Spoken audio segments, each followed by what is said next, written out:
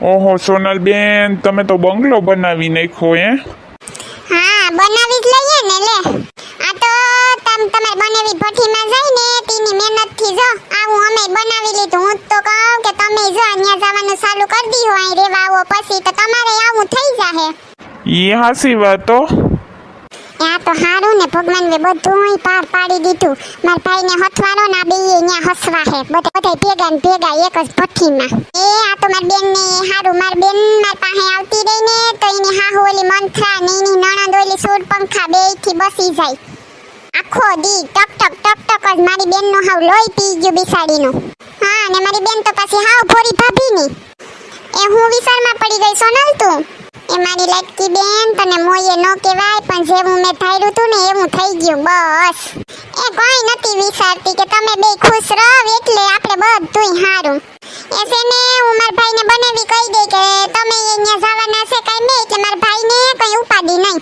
એ છે ને હું કહું મારા ભાઈને કહે ને તી તમે જો એને ક્યાંય જાવું આવું હોય તો કઈ બહારનું કામ હોય તો ઉપાડી નહીં. તમે મજૂરનું ધ્યાન રાખજો. ના સિંધુન પપ્પા છે એ અમારે હિસાબ કિતાબ ને એવું જો હે ને મારો ભાઈ બહારનું જો હે. બીજું તો શું હોય આમાં, કા બધે ભેગા ને ભેગા. હા સોનલબેન, હા હાસી વાત કીધી તમે. એ છે ને આપણે ક્યાંક વાતુમાં દૂધ પાક ઠરી જાય નહીં. મેં હમણાં દૂધ પાક મૂક્યો. એ સોનલ કેટલા દીથી મેં તારા હાથનો દૂધ પાક જ નથી ખાધો, મને બહુ ભાવે હો.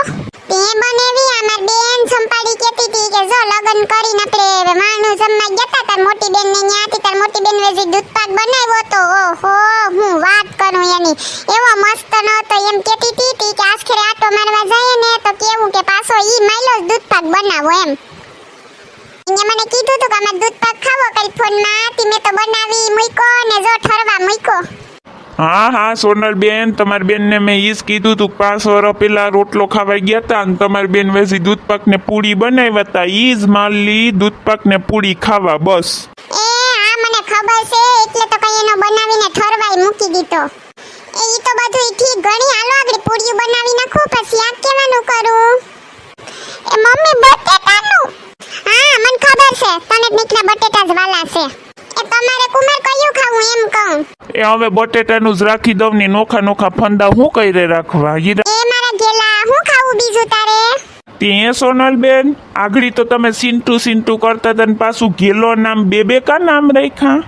એમાં હું છે ખબર, નામ તો દાખલામાં એ સિન્ટુ છે પણ એમાં એવું છે કે આ નાનો હતો ને તે માંદો બહુ પડી જતો ને શરીરમાં કઈ ખાતો જ નતો, હાવ હિહોટિયા જેવો, કઈ હાઈડે જ ન ભરાતો.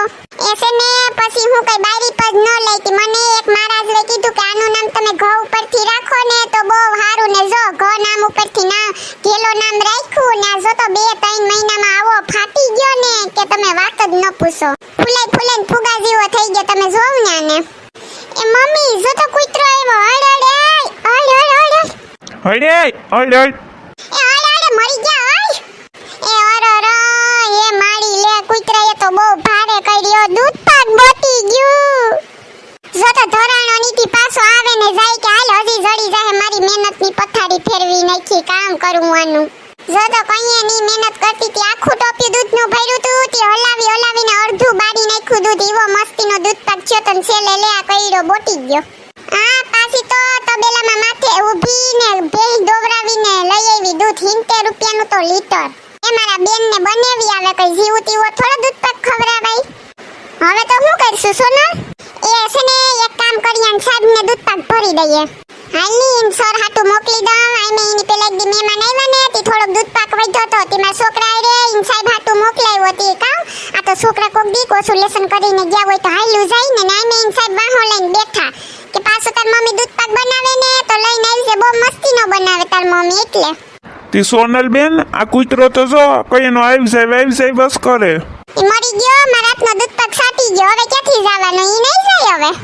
એને એમ કે પાછો દૂધ પાક મળી જાય તો એટલે કઈ ના આવી જાય ચાલુ રાખ્યું.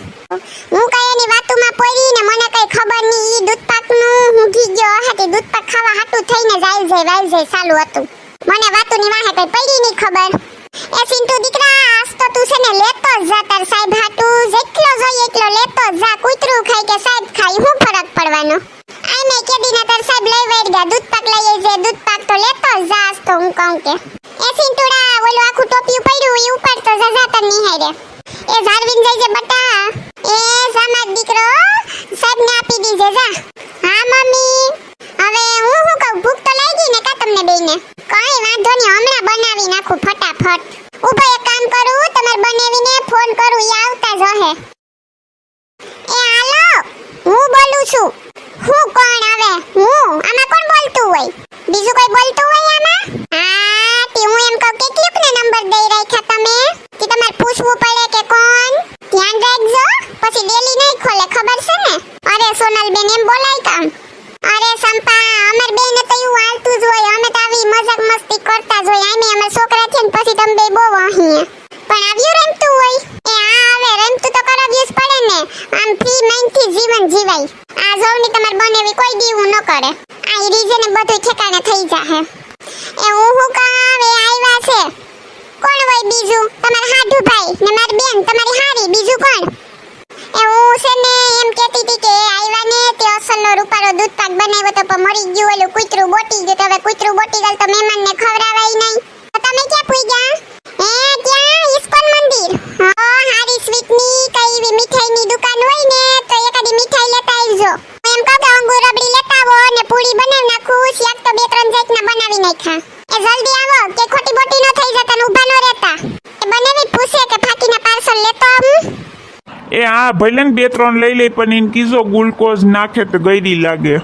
અને કહો કે એક મુખવાસ વાળો લઈ આવજો. તમારે કેટલું મીઠું મીઠું ખાવું? મીઠું ખાઈને ડાયાબિટીસ થઈ જાહે. એ બનેવી શેકલ મિક્સ કે એ કાશી જ રાખો ની. એમાં બેન હાટુઈ લેતા આવજો. હું કહું કેડબરી લેતા આવજો, ઓલી ડેરી મિલ્ક વાળી મોટી લઈ આવજો.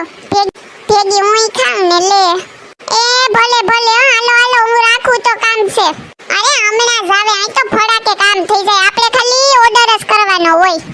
એ બનેવી તમે જાવ જીરીકા ઘરની આજુબાજુ અસલનું શાકભાજી ને હું આટો બાટો મારી લઉં તો અમે જીરી કામ કરી લઈએ બે બેનું.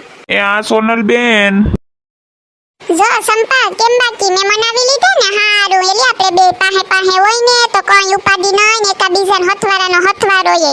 ઈ વાત હાસી હો સોનલ તારી. હું તો કંટાળી ગઈ તી મારી હાહુ ને બે દીએ મારી નણદુ ઊભ્યું જ હોય.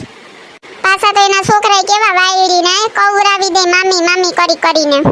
જેમ આવે એમ બધું ઉથલ ને પાથલ કરી નાખે ને બધું કામ તો આપણે કરવાનું, એને તો પાછું કઈ કરવું ય નહીં. એ હા, એટલે જ મારી બેન મને તારું પેટમાં બન્યું ને તી હારું જા બધું મેં કર્યું. હવે તારે કઈ ઉપાધિ કર્યા જેવું નથી હો.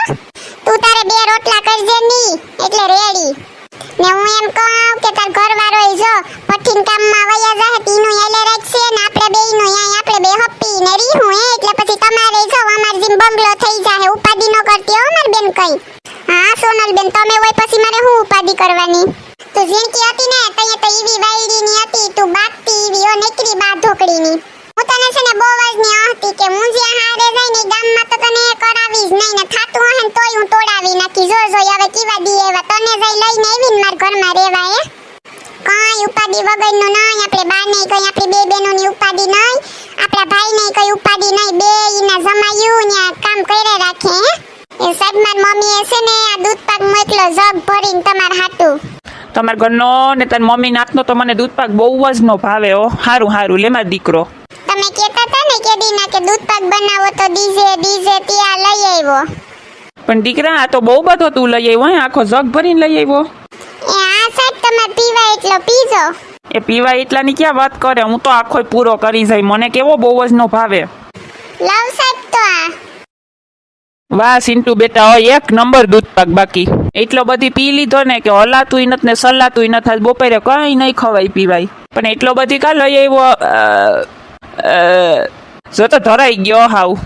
એ કઈ નહીં સાહેબ, આ તો અમારે મહેમાન આવ્યા હતા ને માર માઈસીની તે માર મમ્મીએ દૂધ પાક બનાવ્યો ને તે કૂતરું બોટી ગયું. માર મમ્મી કહે કે જા તાર સાહેબ હાટું લેતો જા, કૂતરા વાળું તો કઈ મહેમાનને ખવડાવાય નહીં, તે તમારા હાટું લઈ આવ્યો. સાહેબ પી કે કૂતરું પી એમાં શું ફરક પડવાનો? કઈ ન પડે. હે કૂતરાના હેઠો તે મને પીવરાવ્યો, તને હરમ ન આવી? નાલાયક કામ કરાય. એ બુદ્ધિ વગરના ડોબા, પાછો દાંત હું કાઢે સામે હરમાં તો નથી હી હી કરેતી. એ સાહેબ કાં તમે મારો જગ ફેંકી દીધો? સાહેબ તમે ખરા છે હો. કા જગ ફેંકી દીધો? માર મમ્મી ને પપ્પા મારશે. માર સંડાસનો જગ હતો, હવે મને મૂકશે જ નહીં. હે ગધેડા નાલાયક, સંડાસના ચોકમાં મારા હાટું દૂધ પાક લઈ આવ્યો તો.